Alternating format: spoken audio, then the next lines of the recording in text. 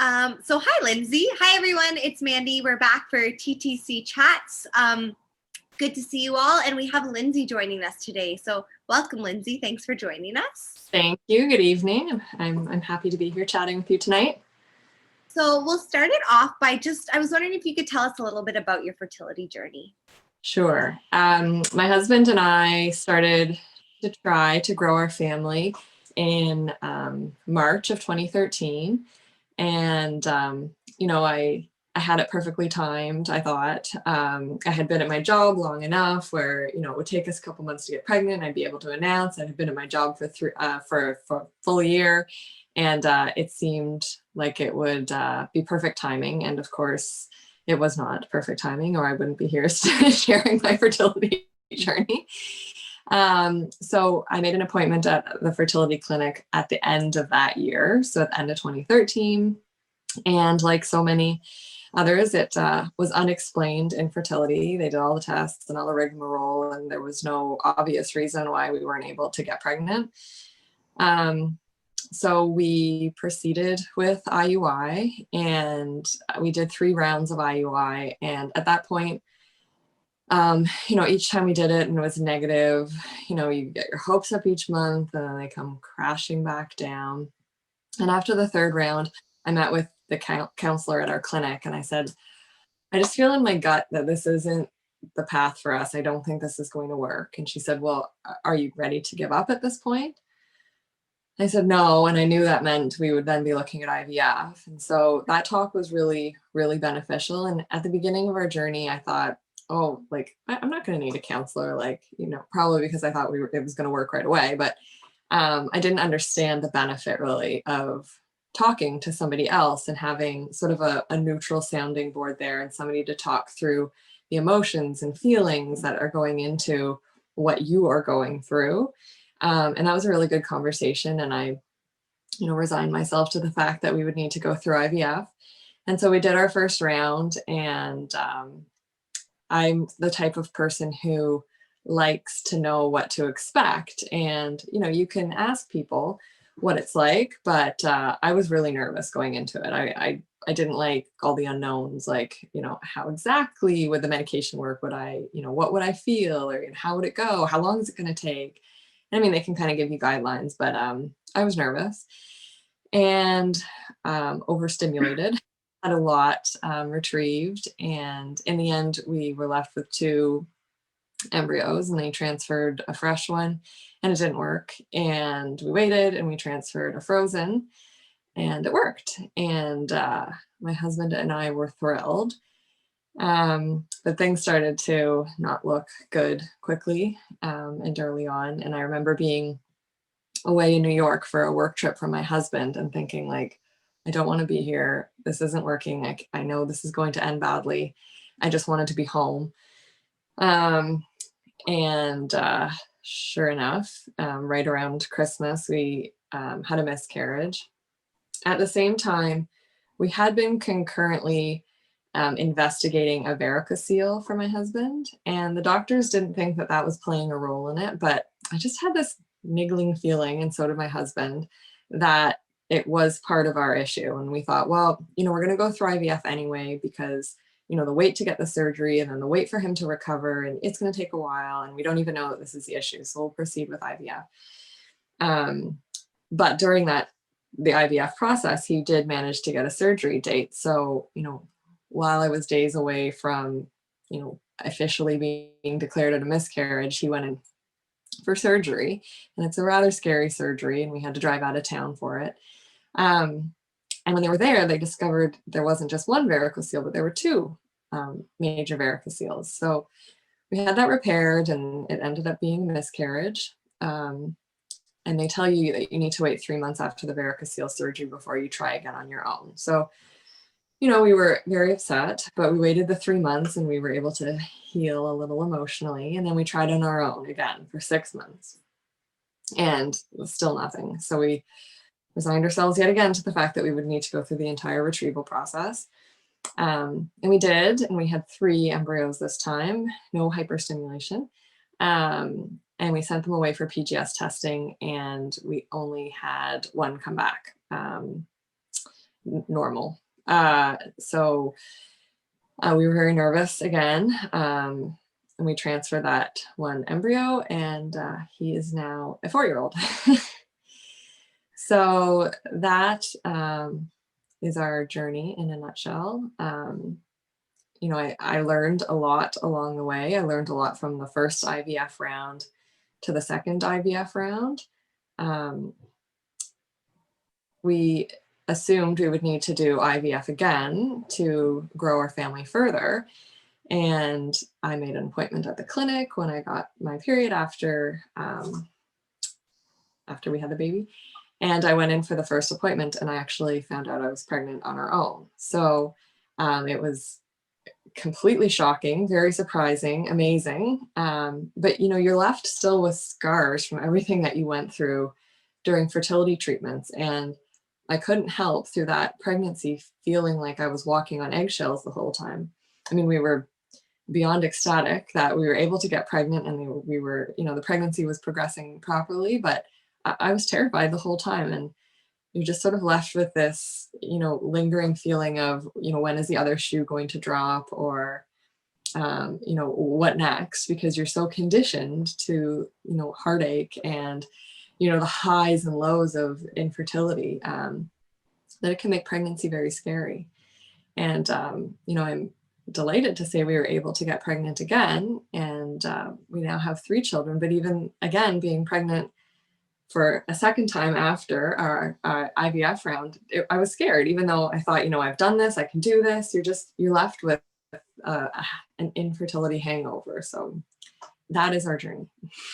Thank you so much, Lyndsey, for sharing. And that's, I'm sure, an overwhelming and really tough story to share. And I really appreciate you doing that and being brave enough to do that. I really admire too that you mentioned the fear in pregnancy after and the scars that infertility leaves. And that's something we hear from a lot of people who are part of the community. And it's true, it's terrifying. And it's almost like a lasting trauma, right? It's like any impact of trauma. And this is a trauma in its way. And it has these effects that even after your family's done growing, that I feel like sometimes you don't realize can still affect you. Yeah, I mean, I saw somebody post the other day that pregnancy announcements still trigger them. And I felt going through our fertility treatments that I just had this like sixth sense. I knew when somebody was going to tell me they were pregnant. And I still feel it now. And I have to kind of check myself, like, back then, you know, I was able to find some happiness and hope, even though, you know, your first feeling is like, oh, why isn't it me? And even now, sometimes I hear or I think, oh, somebody's going to tell me they're pregnant. I'm like, wait a second, why are you still hanging on to this? But it just, you know, it really impacts you. It definitely does. And it's something that support is so key. And I really appreciate you mentioning the counselor piece too, right? Because something we hear a lot from patients and members of the community is how important support is, or how much their journey changed and the impact changed once they found support. And where was somewhere that you found support that you noticed was helpful throughout your journey? Speaking to the counselor at our clinic was beneficial. During our first round of IVF, I didn't tell many people what we were going through. I didn't tell anybody at work. You know, very close friends knew, a few, and my, you know, very like immediate family. And especially from a work perspective, not having anybody there who knew what was going on made that first round so much more difficult, because you feel like you're sneaking around. You know, you're not yourself at all times. You're, you know, trying to receive calls from your clinic about your blood work that you had that morning, or you're getting, you know, bad news about how the cycle is progressing, or, you know, you're hopped up on hormones and you're just, you know, you're not yourself. And so then to try to maintain this, you know, professional front that you always have, without, you know, anybody there to say, like, I get it, like, do you need 5 minutes, go to the bathroom, or like, you know, work from home today or something. So the next round I let my manager know. And I had also actually bumped into a coworker at the clinic. And so we realized that we were both going through things together. And so I was able to talk to her and let my manager know, you know, what was going on in terms of treatments and timing. And that really made things a lot easier on me. And that's one of the key learnings that I took away from it, is look at areas of your life that you can make easier on you. You have to invest so much emotionally and physically, financially to this process, that anywhere that you can ease up on other areas of your life during, the key parts of your fertility journey is only going to make those harder parts of your journey a little bit easier on yourself. That's something that's really appreciative for you to share. And I think that a lot of people could hear that as well. And I like to always say to find a little bit of comfort where you can. Like if it means eating an entire chocolate bar in your PJs, then do that, because that's something that is super important, right? Like you said, you're hopped up on hormones, you're stabbing yourself every day.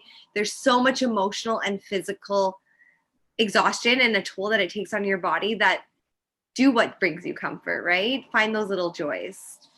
Yeah. I found not going down that Google rabbit hole to be very beneficial. So tempting. I mean, you go on and you look up any little twinge or feeling or anything to try to get a tiny cramp in my left side for 5 seconds. What does that mean? Exactly. And I mean, I certainly did it, but as much as I could stay away from that, I tried to. I really focused on positive affirmations and practicing mindfulness. Mindfulness was not something that I had really done before.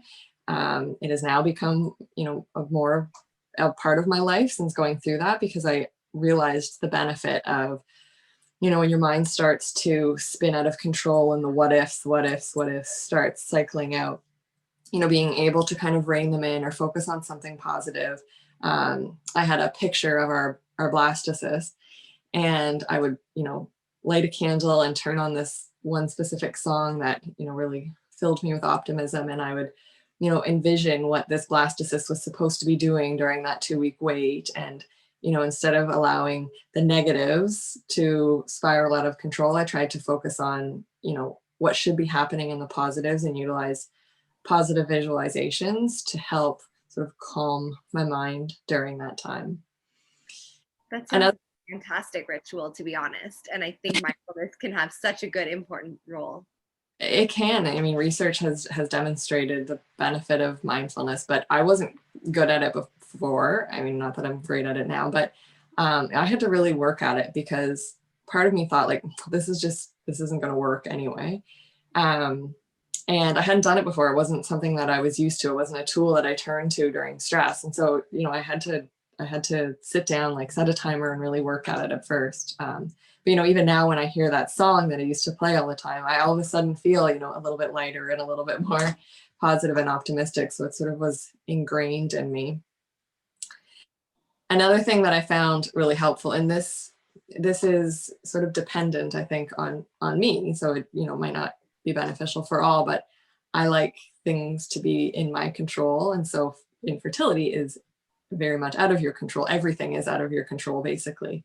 And so to find the little areas that I did still have control over made me feel like I wasn't completely, spinning off into whatever world where, there was nothing around me that I could sort of grasp onto and have some semblance of control over. So, the mindfulness was one of them. Being an advocate for myself and getting answers to questions that to me were important, whether or not they changed the course of my treatment, that's sort of another story. But, being able to ask those questions and get answers and feel like I knew why we were doing certain things, taking medications, changing the dose here or there, was really important to me.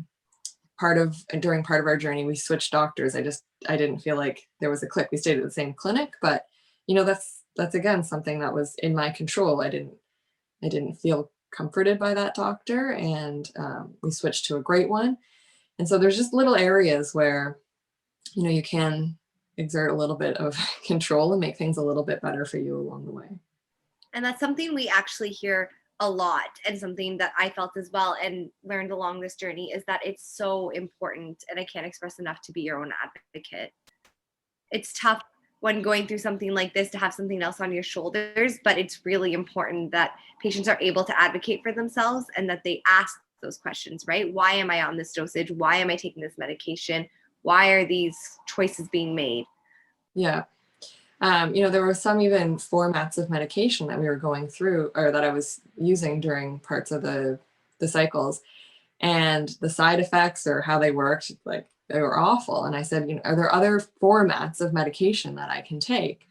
And there were, and they worked a lot better for me. They were more comfortable, and it didn't, change anything in terms of the success or outcome. But, even little things like that, like an estrogen patch on your abdomen instead of, using estrogen pills elsewhere, it made a big difference to me and my comfort level. And, it seems kind of small, but it was big at the time, and it just helped me to feel a little bit better as I went through things. When you went throughout this journey, or while at any point in your journey, what was something that you found you learned along the way that is really important? That nobody can read your mind. And, even if you're talking to somebody who has been down a similar path, they don't know how you're feeling. They don't know the type of support that you need. And your family, who probably in many cases, your family members haven't struggled in the same way that you're struggling right now, and they want to be there and help you, but they don't know how, and they don't know what you need. And so to tell people, like, I need you to check in with me every day, or I don't want to talk about this, like, I'll tell you when there's news that I need to share. Tell people what you need and how you want to talk and how you need support, because they're going to try their best, but what they might think is beneficial might not be what you need.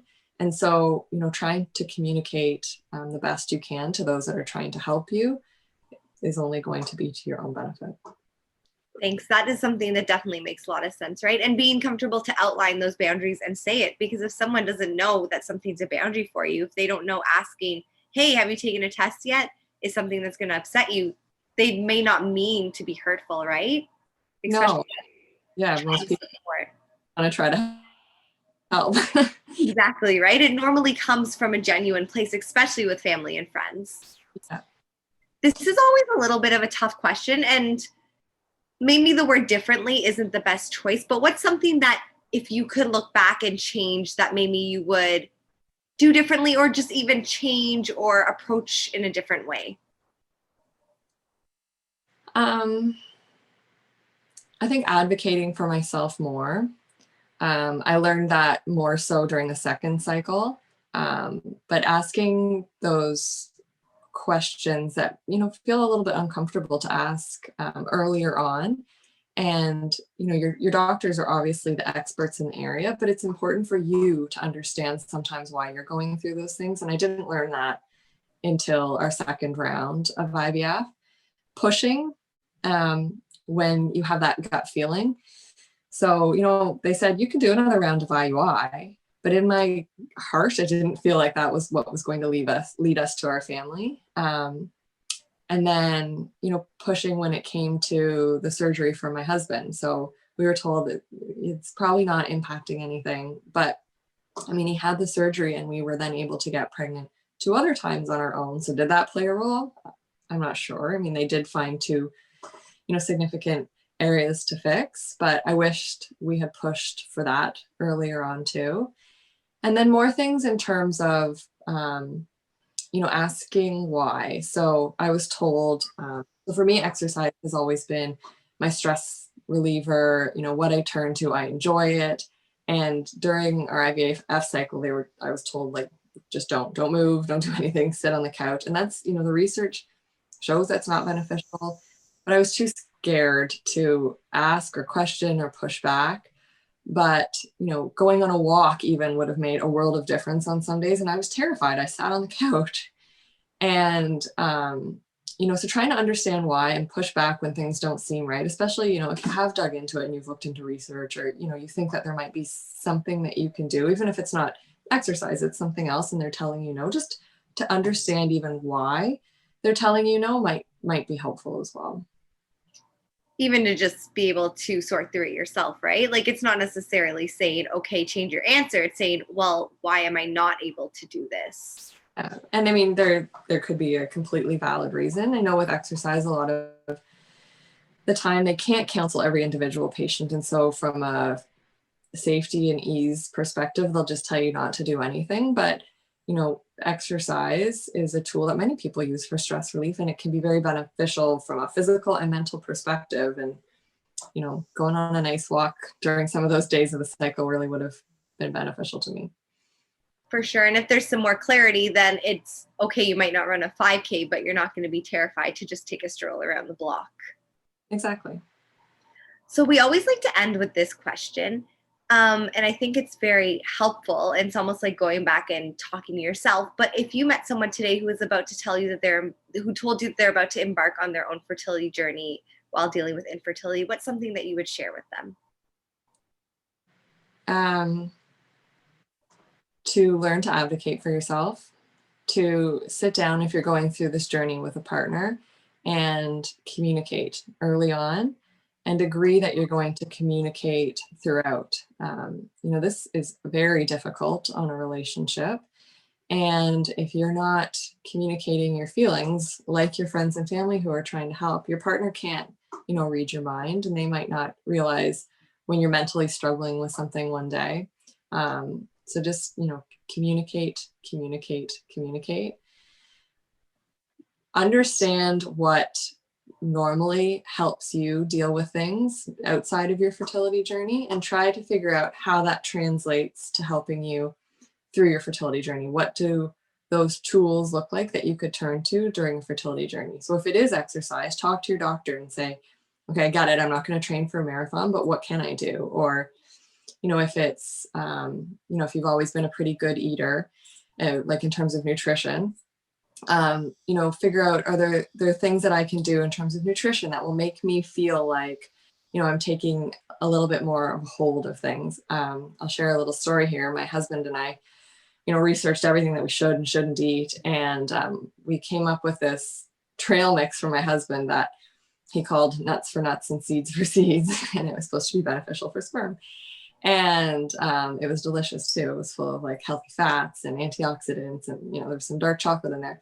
But putting together that trail mix for him and him taking it every day, we both felt like we were doing something active to support our journey instead of just sitting on the couch, and not playing an active role in it. And so if playing an active role in your journey is something that is going to make you feel like you do have some control over things, then look for ways like that, your own nuts for nuts and seeds for seeds, or things that make you feel like you're taking, positive steps to support the success of your journey. And, looking for ways to simplify your life elsewhere, especially during, the more difficult parts of your journey. So if you are going through IVF, then, around the retrieval day, can you, bulk prepare some meals ahead of time? Or if your friends and family are asking how they can help, maybe say, can you drop off a couple meals for me? But just looking at areas where you can simplify things. I know some women take time off around, key parts of the IVF cycle. Since going through the journey, I have launched a business with a business partner of mine to support women going through infertility. And so we talk to others going down their own path every single day. And they have so many great ideas. So, just taking 2 weeks off around the retrieval or the transfer time, planning some special time with your husband so that, it's not so focused just on baby making if you're not, going through a treatment cycle right now, but can you, plan some areas where you can go back to where you were as a couple versus this like single-minded goal of just having a baby. And those are some tips that, I wish that we had heard along the way, but I think that they're great and, could be beneficial for others. And then giving yourself grace. This isn't easy. You didn't expect probably to be going down this, and, being kind to yourself. Try not to beat yourself up too much. It's not your fault. It's nothing that you did. And, just being gentle with yourself mentally and physically. Thank you for sharing, Lyndsey. That's some amazing advice. And I like that you mentioned that you are doing this with another business partner. Would you like to share your handle if there's somewhere that people can find you if they're more interested in that? Yeah, absolutely. On Facebook and Instagram, it's called My Mind Body Baby. And we have a great support community on Facebook in a private group, and we have a ton of resources and information through Instagram.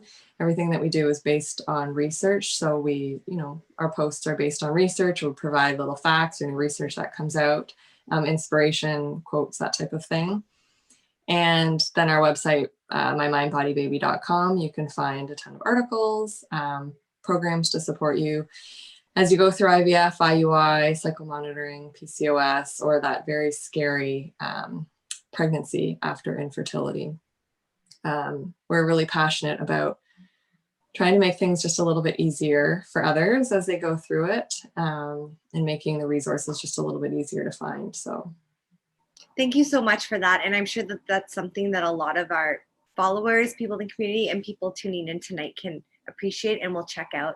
So thank you so much for joining us and sharing your journey. That was incredible and so brave. And we really appreciate you taking the time to come out tonight. thanks for talking with me. Of course, see you next time. Bye, everyone. We'll see you next Tuesday. Bye. Good night. Good night.